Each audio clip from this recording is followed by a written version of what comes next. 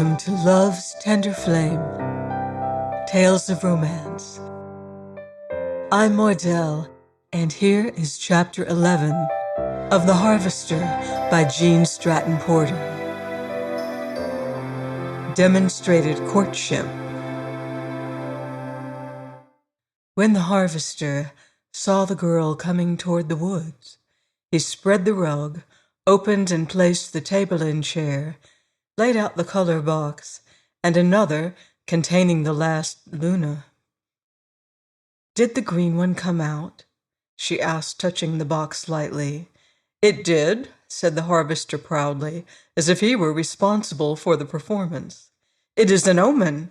It means that I am to have my long-coveted pattern for my best candlestick. It also clearly indicates that the gods of luck are with me for the day, and I get my way about everything. There won't be the least use in your asking why or interposing objections.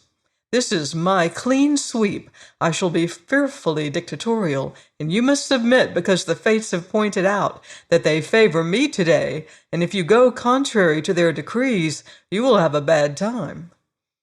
The girl's smile was a little wan. She sank on a chair and picked up a pencil. "Lay that down," cried the harvester. "You haven't had permission from the dictator to begin drawing. You are to sit and rest a long time." "Please, may I speak?" asked the girl. The harvester grew foolishly happy. Was she really going to play the game? Of course he had hoped, but it was a hope without any foundation. "You may," he said soberly. "I'm afraid that if you don't allow me to draw the moth at once, I'll never get it done. I dislike to mention it on your good day, but Aunt Molly is very restless. I got a neighbor's little girl to watch her and call me if I'm wanted. It's quite certain that I must go soon, so if you would like the moth—" "When luck is coming your way, never hurry it. You always upset the bowl if you grow greedy and crowd. If it is a gamble whether I get this moth, I'll take the chance, but I won't change my foreordained program for this afternoon. First, you are to sit still 10 minutes, shut your eyes and rest.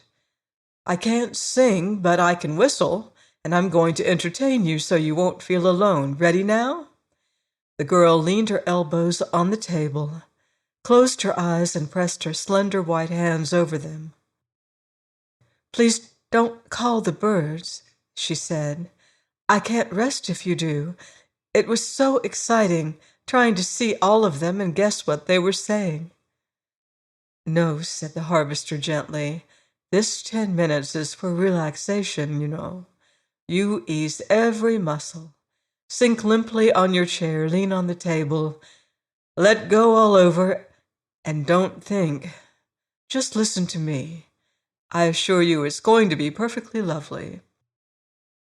Watching intently, he saw the strained muscles relaxing at his suggestion, and caught the smile over the last words as he slid into a soft whistle. It was an easy, slow, old-fashioned tune, carrying along gently, with neither heights nor depths, just monotonous, sleepy, soothing notes that went on with a little ripple of change at times, only to return to the theme, until at last the girl lifted her head. "It's away past 10 minutes," she said, "but that was a real rest. Truly, I am better prepared for work." "Broke the rule, too," said the harvester. "It was for me to say when time was up. Now, can't you allow me to have my way for 10 minutes? "I am so anxious to see and draw this moth," she answered. "And first of all, you promised to bring the drawings you've been using." "Now, where does my program come in?" inquired the harvester. "You're spoiling everything, and I refuse to have my lucky day interfered with. Therefore, we will ignore the suggestion until we arrive at the place where it is proper. Next thing is refreshments." He arose and, coming over, cleared the table. Then he spread on it a paper tray cloth with a gay border, and going into the thicket, brought out a box and a big bucket containing a jug packed in ice. The girl's eyes widened. She reached down, caught up a piece, and holding it to drip a second, started to put it in her mouth. "Drop that," commanded the harvester. "That's a very unhealthful proceeding. Now wait a minute." From one end of the box, he produced a tin of wafers, and from the other a plate. Then he dug into the ice and lifted several different varieties of chilled fruit. From the jug, he poured a combination that he made of the juices of oranges, pineapples, and lemons. He set the glass rapidly frosting in the heat, and the fruit before the girl. "Now," he said. For one instant, she stared at the table. Then she looked at him, and in the depths of her dark eyes was an appeal he never forgot. "I made that drink myself, so it's all right," he assured her. "There's a pretty stiff touch of pineapple in it, and it cuts the cobwebs on a hot day. Please try it." "I can't," cried the girl with a half sob. "Think of Aunt Molly." "Are you fond of her?" "No, I never saw her until a few weeks ago. Since then I've seen nothing save her poor, tired back. She lies in a heap, facing the wall. But if she could have things like these, she needn't suffer. And if my mother could have had them, she would be living today. Oh, man, I can't touch this." "I see," said the harvester. He reached over, picked up the glass, and poured its contents into the jug. He repacked the fruit and closed the wafer box. Then he made a trip to the thicket and came out, putting something into his pocket. "Come on," he said. "We're going to the house." She stared at him. "I simply don't dare." "Then I will go alone," said the harvester, picking up the bucket and starting. The girl followed him. "Uncle Henry may come at any minute," she urged. "Well, if he comes and acts unpleasantly, he will get what he richly deserves." "And he will make me pay for it afterward." "Oh, no, he won't," said the harvester, "because I'll look out for that. This is my lucky day. He isn't going to come." When he reached the back door, he opened it and stepped inside. Of all the barren places of crude, disheartening ugliness the harvester had ever seen, this was the worst. "I want a glass and a spoon," he said. The girl brought them. "Where is she?" "In the next room." At the sound of their voices, a small girl came to the kitchen. "How do you do?" inquired the harvester. "Is Mrs. Jameson asleep?" "I don't know," answered the child. "She just lies there." The harvester gave her the glass. "Please fill that with water," he said. Then he picked up the bucket and went into the front room. When the child came with the water, he took a bottle from his pocket, filled the spoon, and handed it to her. "Hold that steadily," he said. Then he slid his strong hands under the light frame and turned the face of the faded little creature toward him. "I'm a medicine man, Mrs. Jameson," he said casually. "I heard you were sick, and I came to see if a little of this stuff wouldn't brace you up. Open your lips." He held out the spoon, and the amazed woman swallowed the contents before she realized what she was doing. Then the harvester ran a hand under her shoulders, and lifting her gently, he tossed her pillow with the other hand. "You're a light little body, just like my mother," he commented. "Now I have something else sick people sometimes enjoy." He held the fruit juice to her lips. As he slightly raised her on the pillow, her trembling fingers lifted and closed around the sparkling glass. "Oh, it's cool," she gasped. "It is," said the harvester, "and sour. I think you can taste it. Try." She drank so greedily. He drew away the glass and urged caution, but the shaking fingers clung to him, and the wavering voice begged for more. "In a minute," said the harvester gently, but the fevered woman would not wait. She drank the cooling liquid until she could take no more. Then she watched him fill a small pitcher and pack it in a part of the ice and lay some fruit around it. "Who, Ruth?" she panted. "A medicine man who heard about you." "What will Henry say?" "He won't know," explained the girl, smoothing the hot forehead. "I'll put it in the cupboard and slip it to you while he is out of the room. It will make you strong and well." "I don't want to be strong and well and suffer it all over again. I want to rest. Give me more of the cool drink. Give me all I want. Then I'll go to sleep." "It's wonderful," said the girl. "That's more than I've heard her talk since I came. She's much stronger. Please let her have it." The harvester assented. He gave the child some of the fruit and told her to sit beside the bed and hold the drink when it was asked for. She agreed to be very careful and watchful. Then he picked up the bucket and, followed by the girl, returned to the woods. "Now we have to begin all over again," he said, as she seated herself at the table, "because of the walk and the heat. This time the program is a little different."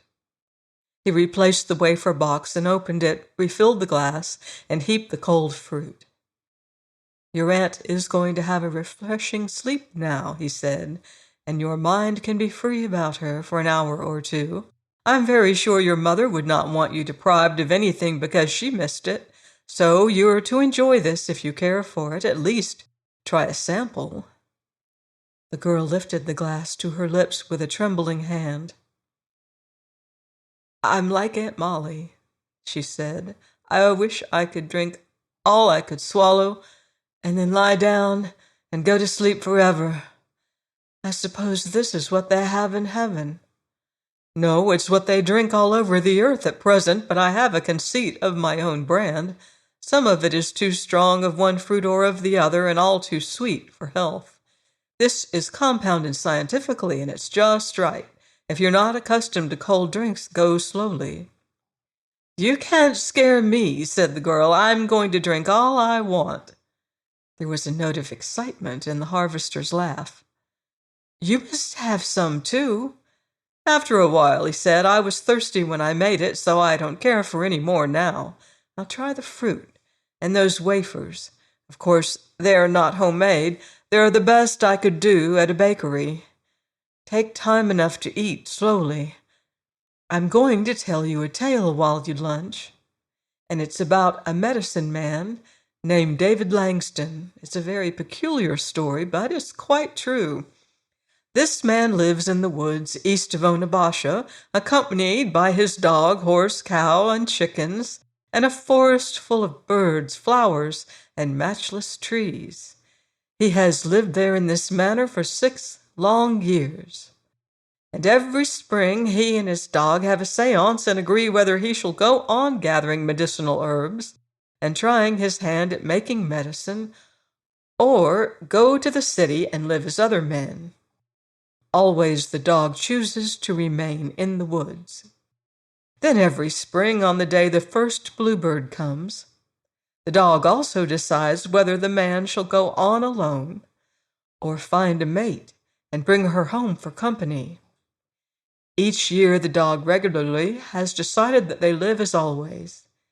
This spring, for some unforeseen reason, he changed his mind and compelled the man, according to his vow in the beginning, to go courting. The man was so very angry at the idea of having a woman in his home, interfering with his work, disturbing his arrangements, and perhaps wanting to spend more money than he could afford, that he struck the dog for making that decision, struck him for the very first time in his life. "I believe you'd like those apricots. Please try one." "Go on with the story," said the girl, sipping delicately but constantly at the frosty glass. The harvester arose and refilled it. Then he dropped pieces of ice over the fruit. "Oh, where was I?" he inquired casually. "Where you struck Belshazzar, and it's no wonder," answered the girl. Without taking time to ponder that, the harvester continued. "But that night the man had a wonderful golden dream. A beautiful girl came to him, and she was so gracious and lovely that he was sufficiently punished for striking his dog because he fell unalterably in love with her." "Meaning you?" interrupted the girl. Yes, said the harvester, meaning me. I, if you like, fell in love with the girl. She came so alluringly, and I was so close to her that I saw her better than I ever did any other girl, and I knew her for all time. When she went, my heart was gone. And you have lived without that important organ ever since? Without even the ghost of it. She took it with her. Well, that dream was so real that the next day I began building over my house, making furniture, and planting flowers for her, and every day, wherever I went, I watched for her. What nonsense! I can't see it. You won't find a girl you dreamed about in 1,000 years. Wrong, cried the harvester triumphantly. Saw her in little less than 3 months. But she vanished, and it took some time and difficult work before I located her again, but I've got her all solid now, and she doesn't escape. Is she a lovely and gracious lady? She is, said the harvester with all his heart. Young and beautiful, of course. Indeed, yes. Please, fill this glass. I told you what I was going to do. The harvester refilled the glass, and the girl drained it.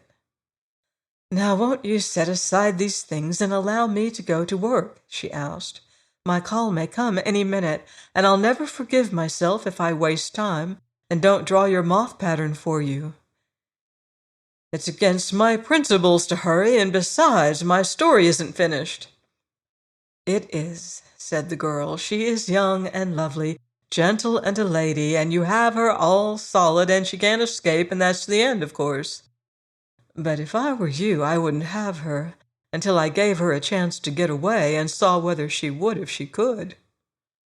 Oh, I'm not a jailer, said the harvester. She shall be free, if I cannot make her love me, but I can, and I will, I swear it.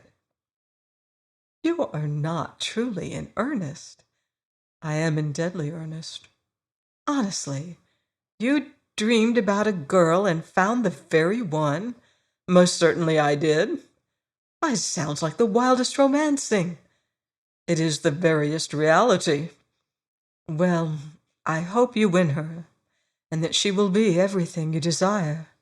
Thank you, said the harvester. It's written in the book of fate that I succeed. The very elements are with me. The south wind carried a message to her for me.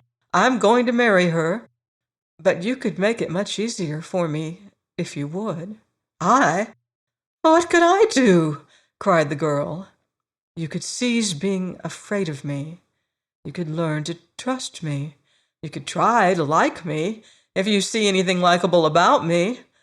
That would encourage me so that I could tell you of my dream girl, and then you could show me how to win her. A woman always knows about those things better than a man. You could be of the greatest help in all the world to me, if only you would. I couldn't possibly. I can't leave here. I have no proper clothing to appear before another girl. She would be shocked at my white face. That I could help you is the most improbable dream you have had. You must pardon me if I differ from you and persist in thinking that you can be of invaluable assistance to me if you will. But you can't influence my dream girl if you fear and distrust me yourself. Promise me that you will help me that much anyway. I'll do all I can. I only want to make you see that I am in no position to grant any favors, no matter how much I owe you or how I'd like to. Is the candlestick you are carving for her? It is, said the harvester. I'm making a pair of maple to stand on a dressing table I built for her. It is unusually beautiful wood, I think, and I hope she will be pleased with it. Please take these things away and let me begin. This is the only thing I can see that I can do for you, and the moth will want to fly before I have finished. The harvester cleared the table and placed the box, while the girl spread the paper and began work eagerly. I wonder if I knew there were such exquisite things in all the world, she said. I scarcely think I did. I am beginning to understand why you couldn't kill one. You could make a chair or a table, and so you feel free to destroy them, but it takes ages and almighty wisdom to evolve a creature like this, so you don't dare. I think no one else would if they really knew. Please, talk while I work. Is there a particular subject you want discussed? Anything but her. If I think too strongly of her, I can't work so well. Your ginseng is almost dry, said the harvester. I think I can bring you the money in a few days. So soon? She cried. It dries day and night at an even temperature, and faster than you would believe. There's going to be between 7 and 8 pounds of it when I make up what it has shrunk. It will go under the head of the finest wild roots. I can get 8 for it, sure. Oh, what good news! Cried the girl. This is my lucky day, too. And the little girl isn't coming, so Aunt Molly must be asleep. Everything goes right. Only Uncle Henry wouldn't come home. Let me fill your glass, proffered the harvester.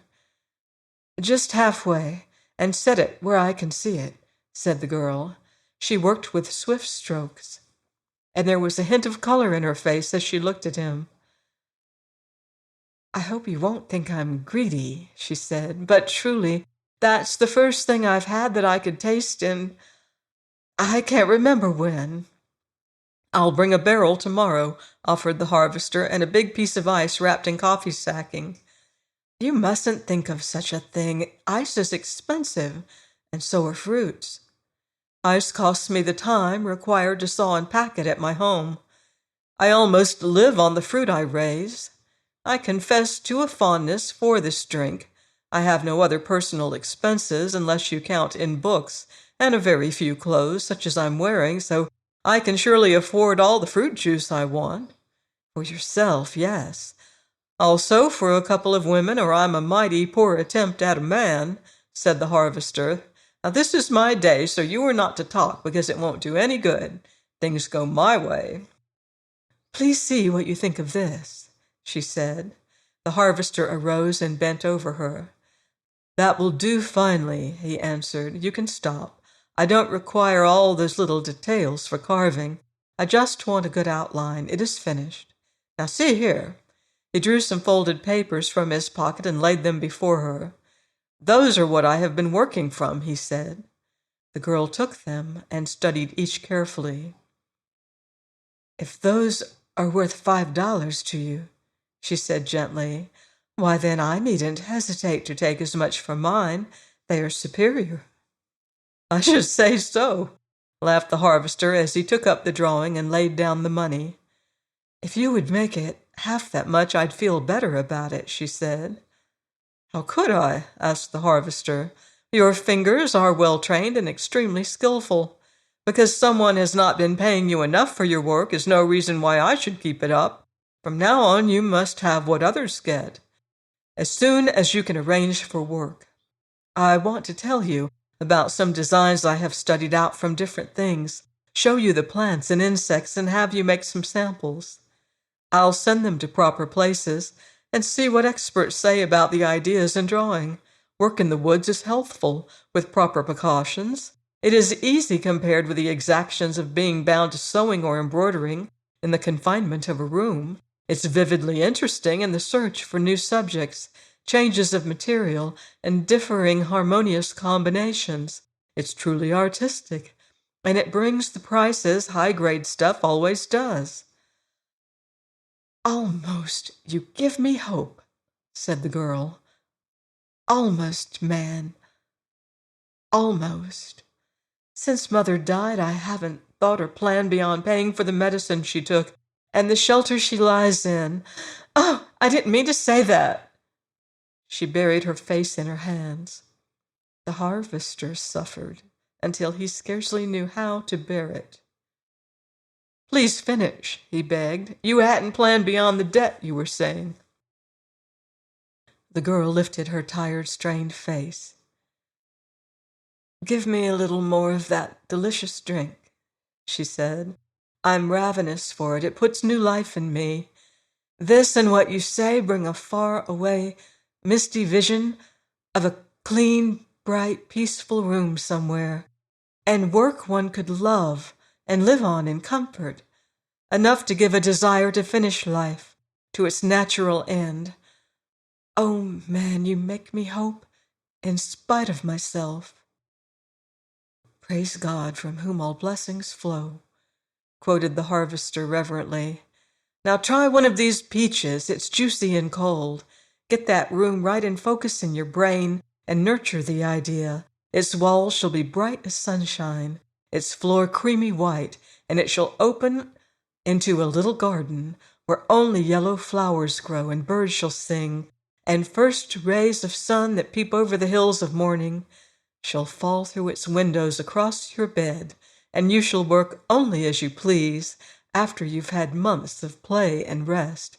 And it's coming true the instant you can leave here. Dream of it, make up your mind to it, because it's coming. I have a little streak of second sight, and I see it on the way. You're talking wildly, said the girl, or else you are a good genie, trying to conjure a room for me. This room I am talking of is ready whenever you want to take possession, said the harvester. Accept it as a reality, because I tell you I know where it is, and that it is waiting, and you can earn your way into it with no obligation to anyone. The girl stretched out her right hand and slowly turned and opened and closed it. Then she glanced at the harvester with a weary smile. From somewhere I feel a glimmering of the spirit. But, oh, dear Lord, the flesh is weak, she said. Now that's where nourishing foods, appetizing drinks, plenty of pure, fresh air, and good water come in. Now we've talked enough for one day and worked too much. The fruit and drink go with you. I will carry it to the house, and you can hide it in your room. I'm going to put a bottle of the tonic on top that the best surgeon in the state gave me for you. Try to eat something strengthening, and then take a spoonful of this, and use all the fruit you want. I'll bring more tomorrow, and put it here with plenty of ice. Now suppose you let the moth go free, he suggested, to avoid objections. You must take my word for it that it is perfectly harmless, lacking either sting or bite. And hold your hand before it, so that it will climb on your fingers, then stand where a ray of sunshine falls, and in a few minutes it will go out to live its life. The girl hesitated a second as she studied the clean-cut, interested face of the man. Then she held out her hand, and he urged the moth to climb on her fingers. She stepped where a ray of strong light fell on the forest floor and held the moth in it. The brightness also touched her transparent hand and white face and gleaming black hair. The harvester choked down a rising surge of desire for her and took a new grip on himself. "Ah!" she cried breathlessly, as the clinging feet suddenly loosened and the Luna slowly flew away among the trees. She turned on the harvester. "You teach me wonders," she cried. "You give life different meanings. You are not as other men." "If that be true, it is because I am of the woods. The Almighty does not evolve all his wonders in animal, bird, and flower form. He keeps some to work out in the heart, if humanity only will go to his school and allow him to have dominion. Come now, you must go. I will come back and put away all the things, and tomorrow I will bring your ginseng money. Any time you cannot come, if you want to tell me why, or there is anything I can do for you, put a line under the oilcloth. I will carry the bucket." "I'm so afraid," she said. "I will only go to the edge of the woods. You can see if there is anyone at the house first. If not, you can send the child away, and then I will carry the bucket to the door for you, and it will furnish comfort for one night at least." They went to the cleared land, and the girl passed on alone. Soon she reappeared, and the harvester saw the child going down the road. He took up the bucket and set it inside the door. "Is there anything I can do for you?" "Nothing but go before you make trouble." "Will you hide that stuff and walk back as far as the woods with me? There is something more I want to say to you." The girl staggered under the heavy load, and the man turned his head and tried to pretend he did not see. Presently she came out to him, and they returned to the line of the woods. Just as they entered the shade, there was a flash before them, and on a twig, a few rods away, a little gray bird alighted, while in the precipitate pursuit came a flaming wonder of red. And in a burst of excited trills, broken whistles, and imploring gestures, perched beside her. The harvester hastily drew the girl behind some bushes. "Watch," he whispered. "You are going to see a sight so lovely and so rare, it is vouchsafed to few mortals ever to behold." "What are they fighting about?" she whispered. "You are witnessing a cardinal bird declare his love," breathed the harvester. "Do cardinals love different birds?"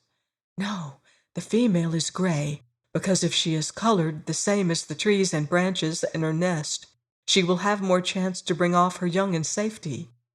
He is blood red because he is the bravest, gayest, most ardent lover of the whole woods," explained the harvester. The girl leaned forward, breathlessly watching, and a slow surge of color crept into her cheeks. The red bird twisted, whistled, rocked, tilted, and trilled, and the gray sat demurely watching him, as if only half convinced he really meant it. The gay lover began at the beginning and said it all over again, with more impassioned gestures than before, and then he edged in, touched, and softly stroked her wing with his beak. She appeared startled, but did not fly. So again the fountain of half-whistled, half-trilled notes bubbled with the acme of pleading intonation, and that time he leaned and softly kissed her as she reached her bill for the caress. Then she fled in headlong flight, while the streak of flame darted after her. The girl caught her breath in a swift spasm of surprise and wonder. She turned to the harvester. "What was it you wanted to say to me?" she asked hurriedly. The harvester was not the man to miss the goods the gods provided. Truly, this was his lucky day. Unhesitatingly, he took the plunge. Precisely what he said to her, and if you observed closely, you noticed that she didn't ask him why. Before she could open her lips, he was gone, his swift strides carrying him through the woods. Join me next week on Love's Tender Flame for more romance in The Harvester by Jean Stratton Porter. Until then, love deeply and live beautifully.